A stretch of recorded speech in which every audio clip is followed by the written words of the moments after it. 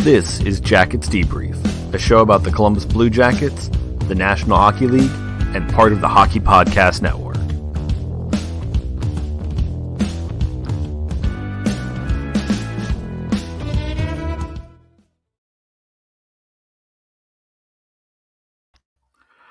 So the Blue Jackets have now lost 5 in a row. They're 3-5-2 in their last 10.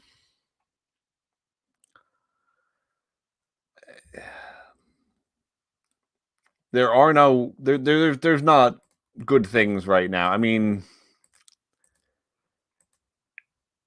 it's not great. I mean, by points percentage, we're the next worst team in the division.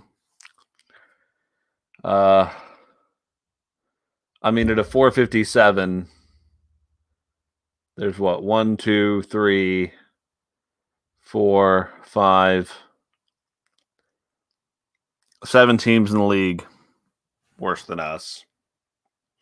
That being said, beer of the week this week is whiskey Jameson, because just, some days beer just isn't enough.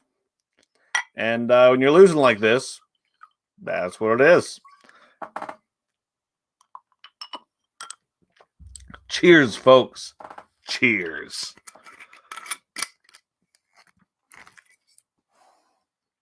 This is going to be a negative episode of the show. If you watch the Blue Jackets, that should not surprise you, as the Blue Jackets have it's been negative watching any game. It's been a rough go. You know what you can do to make this easier for yourself? You can have a good time playing DraftKings. DraftKings, you make your lineup on DraftKings, you add some excitement to it, have something you feel again. Because when you watch the Blue Jackets right now, all you feel is despair. So this will give you something, I guess. That'd be nice. Feeling something. DraftKings paid out over $7 billion to users across all sports. DraftKings is the leader in daily fantasy sports. There's no better place to get in all the action there. You know what I think is probably the best way to play right now if you want to really get a chance of winning? Look at the Blue Jackets' upcoming schedule. We play Detroit on Tuesday. See who has been struggling on Detroit and put them in your DraftKings lineup. Because they're sure to have a great game. They're going to score 2 goals. They're going to have their first career hat trick, or something spectacular will happen for that player, and the Blue Jackets will lose. And it's just, this is where we are, folks. It's not great.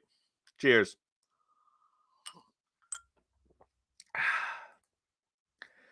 Now you know how to play. Download the DraftKings app. Sign up using the code THPN. New users will get a free entry with their first deposit. That's code THPN to get a free entry with your first deposit only at DraftKings. Minimum $5 deposit required. Eligibility restrictions apply. See DraftKings.com for details. All right, folks. So the Blue Jackets lost two games to Nashville. And for a second, they had me going. For a second there, I was like, oh, maybe things are better than I thought. They weren't. That was my optimism punching me in the face. That 2-0 loss to the Blackhawks and the 2-1 loss to the Predators. They went over 50% expected goals for. They had the expected goals for advantage of 5-on-5. Hooray! And the Blue Jackets come out today, look bad, get beat. Sometimes they looked good here and there in stretches. They can't keep it together. They can't get this going. They're just, it's just constant at this point, guys.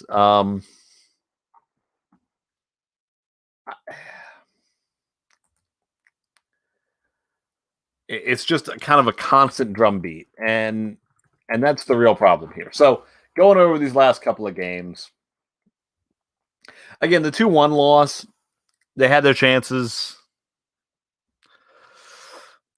They were okay. Now, when I say they won the expected goals for battle, they had 52.72%. I mean, that's not enough to really ensure you're going to win a game. That's I mean, again, that's 50-50 at best.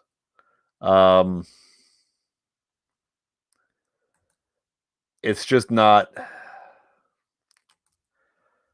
it's not what you want to see. Then today, expected goals for 43.52%. If you look at the full report from the game, Nashville had lots of attempts right around the net. The Blue Jackets did not. The Blue Jackets, most of their attempts were from pretty far out. Nashville made sure to have them in tight. Columbus does, John Tortorella does some galaxy brain level coaching on things like Eric Robinson. Eric Robinson today had the best Corsi for percentage on the team at 5-on-5 and the best expected goals for. He played the least 5-on-5 minutes of any player. I just, after him, one of the next better players at that. I mean, Riley Nash, who's at 50 at the Corsi for percentage, but his expected goals for 66.52. He played 12 minutes. Examples of players who were maybe less great in some of those categories, but then just ate up a bunch of minutes after we get past the defense anyway.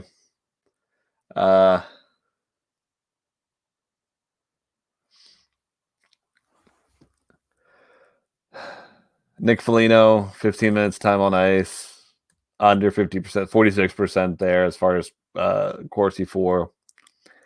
It just, I don't know where to go at this point, guys. I mean, I'm the kind of guy that comes out, I tell you numbers, I tell you that kind of stuff. I see all those types of things, and normally that tells the story of games pretty well. What we're seeing right now is a team that's just not, they just don't look like they've got it together.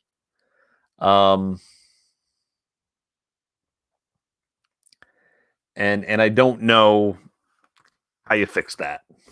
I mean, I don't know if there is an easy way to fix it. I've been talking on this show for a while now about how it's time to probably move on from John Tortorella. And a lot of it is he's just throwing stuff against the wall. He's just mixing lines up. He doesn't know what's going on. Nick Foligno today, quote after the game, I think we're just a timid group. I don't know how that snuck into our room. I mean, that's the captain. When he's saying that kind of stuff, you're just lost. Laurie Schmidt, who's just a wonder on Twitter, tweeted, the NHL notes that of their 10 wins, 10, 11, and 0, 5 of the Predators' victories have come against the CBJ. I mean, that's the thing, guys. The Blue Jackets, they're not even necessarily playing the best teams out there yet.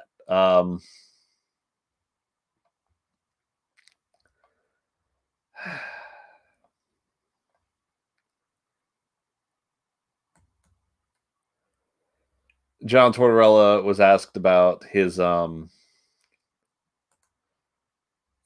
status of his job after that game. What was it? I'm trying to find the quote here. Here it was from Portzline. You know what? I never worry about that. I do my job the best I can. If people want to make decisions on me, that's their decision. I never worry about that. I go about my business. I'm going to coach this team the best way I possibly can. Good for you, John.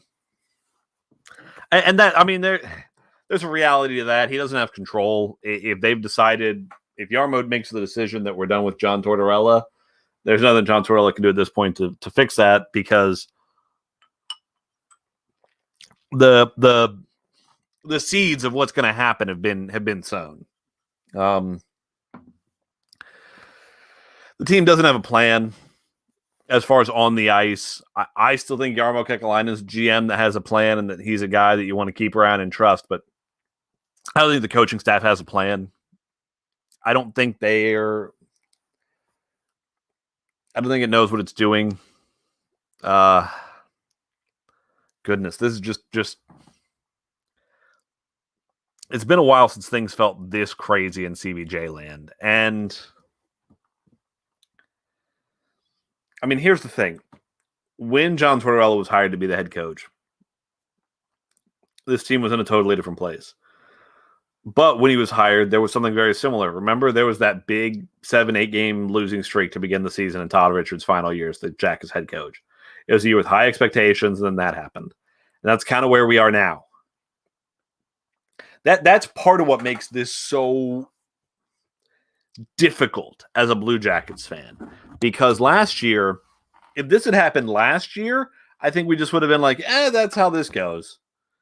That's how the cookie crumbles sometimes.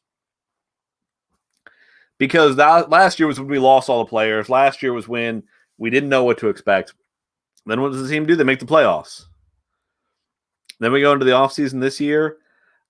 We make the Josh Anderson trade, which I get. Some people, I totally get at this point. Max told me for Josh Anderson, there's not even a comparison to who won that trade. Although Montreal's not looking nearly as good now. And who knows, maybe Max turns it around later in the season or maybe starting the next game. But right now it doesn't look that way. But here's the thing. This team didn't really have Josh Anderson last year. He didn't play. So, I mean, you add Max Domi to the team. Having to trade Pierre-Luc Dubois was rough, but it's not like the team looked great before they traded him. We get a great talent in Patrick Laine. You got healthy years. You got Texier out there. Foodie, for some reason, is just sitting on the taxi squad. You have players. Cam's having a good year. I mean, that's the messed up thing here. That was one of the things they talked about. Oh, we can turn this around, but we need players like Cam to step up. Cam's doing good, and now everything else is falling apart. And you just I mean, when you expect them to be good and then everything falls apart, what's the problem with this team? We had this conversation a couple weeks ago about is it composition, is it coaching, but this team should be more competitive than this. They were last year. I think,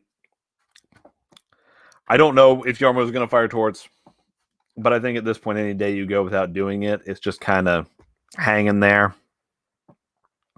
Because the other thing is anybody at this point looking at this season and going, yeah, we're going to re-sign Torts because this is the last year of his deal. That's not happening. It's just not going to happen. It's not where things are going. It's just not.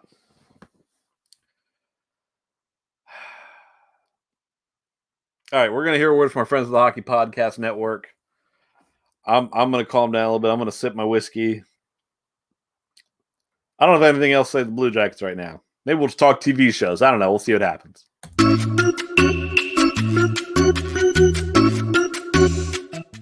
He's my brother Mike. He's my brother Matt.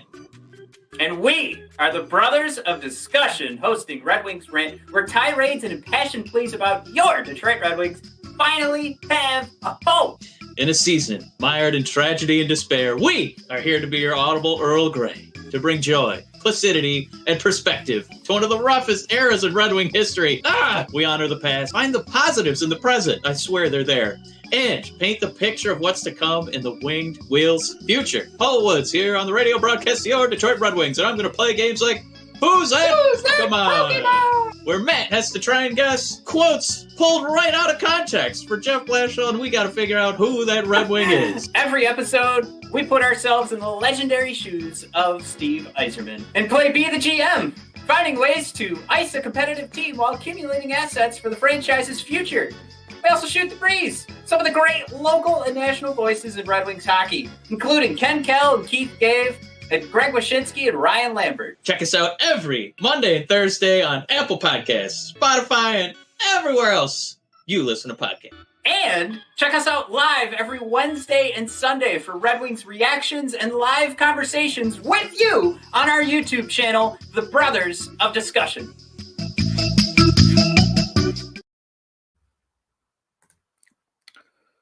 I'm enjoying the whiskey this week. Things keep going this way. This podcast might just make a hard turn into hard liquor. We'll see how that goes.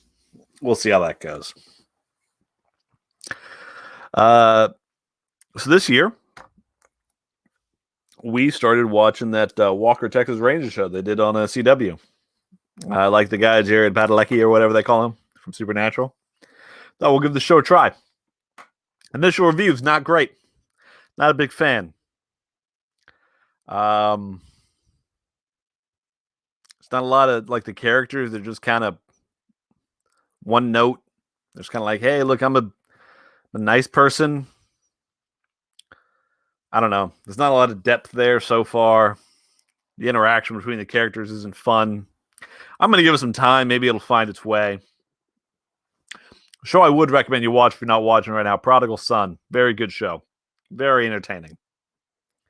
Fun show about a guy who's a profiler works for New York Police Department or whatever, and his dad was a serial killer, and he turned his dad in when he discovered a serial killer. Fun stuff. Fun show. Reason the show's so good. I mean, the premise is fun. Or not, I mean, not fun, obviously. The serial killers aren't exactly fun. But the premise is interesting.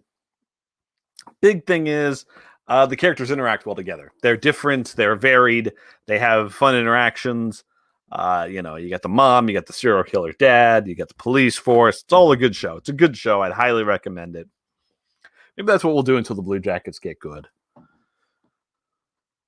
If you want to do that, comment on Twitter or Facebooks or send me an email, whatever you want to do. I think the email address is frank@jacketsdebrief.com. Send me an email. Be like, yeah, Frank, you talk about TV shows until the Jackets get good again, or until they do something worth talking about. Because right now, just sucking and losing and then not making any big changes, that's not fun to talk about. That's a nightmare. That's purgatory of sports, to just be bad. I've played this game. We've all played this game. If you've been a Blue Jackets fan for any length of time, you remember playing it. As a Browns fan, I have played it many times. As a Reds fan, I don't know if I ever stopped playing it.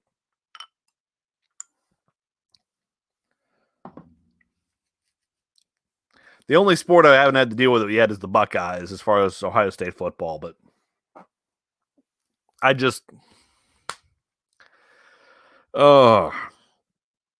know. I'm sorry. If listening to me just be sad and upset isn't entertaining, I'm sorry. I'm sorry, guys. It's just, there's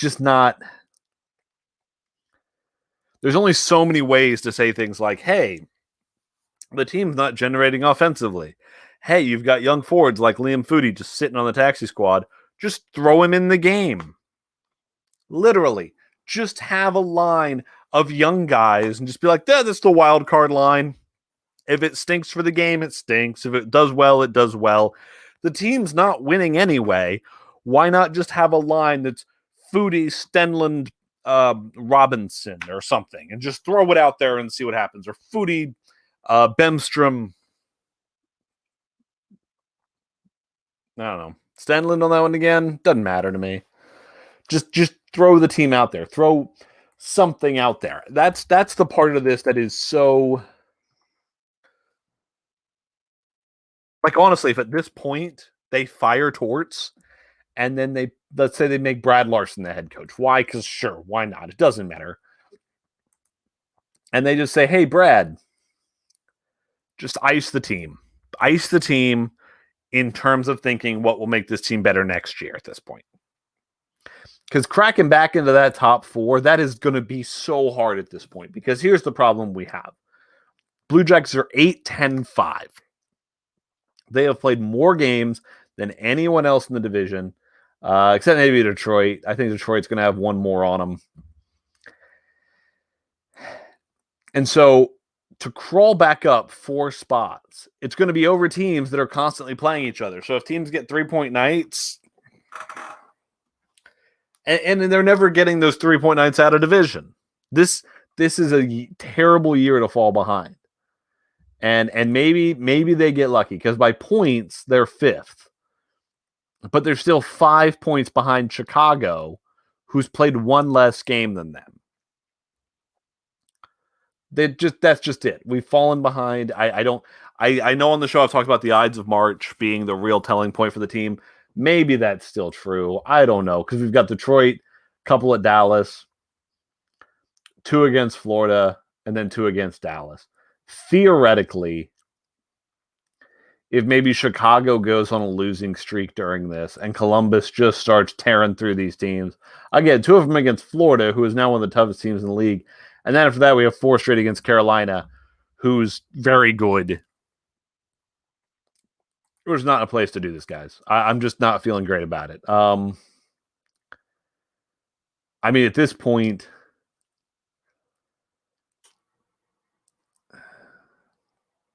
I'm not even sure what they're doing. I'm not even sure. So, that's going to be the show for tonight. A little shorter than normal, but just nothing. Just depression and whiskey. I think next episode we'll have a whole bit about TV shows. Maybe we'll do TV shows. Maybe we'll do YouTube channels. I don't know. We'll see how it goes. Thank you very much for watching, listening to whatever you do. Please like, subscribe on whatever podcast app you use, Spotify or Apple or anything else. So thanks, guys. Have a good one. Go Jackets. Please subscribe to the show. Follow us on Twitter @JacketsDebrief. And thank you for listening.